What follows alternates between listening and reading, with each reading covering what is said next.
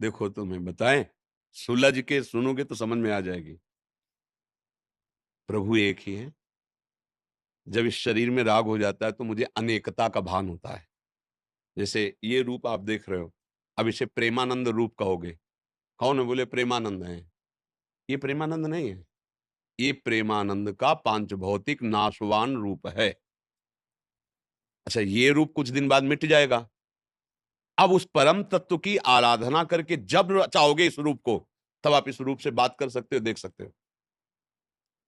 जैसे हम जो भी बोल रहे हैं, ये सब शब्द एकत्रित हो रहे हैं। मान लो कोई इंग्लैंड में भाषण दे रहा है और आपके पास यंत्र है, मिलाइए आप, तो वो भाषण यहीं से सुनाई देगा, मतलब वो आकाश में फैल गया तत्काल। जहां उसके पकड़ की बात आएगी, वो इंग्लैंड में बोल रहा है, यहां से सुन सकते हो। समझ रहे हो हमारी बात ना? अब ये रूप जब नष्ट होगा तो अपने अपने तत्व में मिल जाएगा। जल जल तत्व में, अग्नि अग्नि, पृथ्वी पृथ्वी तत्व में, वो तत्व तो है ना।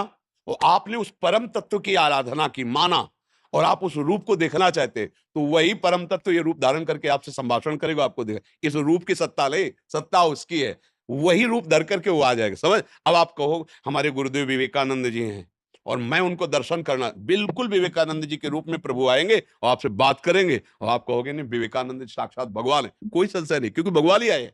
समझ में आ रहा है ना? अन्य रूपों की सत्ता नहीं है। पर यदि आप अन्य रूप कोई भावना करके आप भगवान को भजोगे, वही रूप, जेहि पर जाकर सत्य सनेहु, सोते ही मिले न कछु संदेह, वही रूप में आके मिलेंगे प्रभु, जिस भावना से आप कहेंगे। इस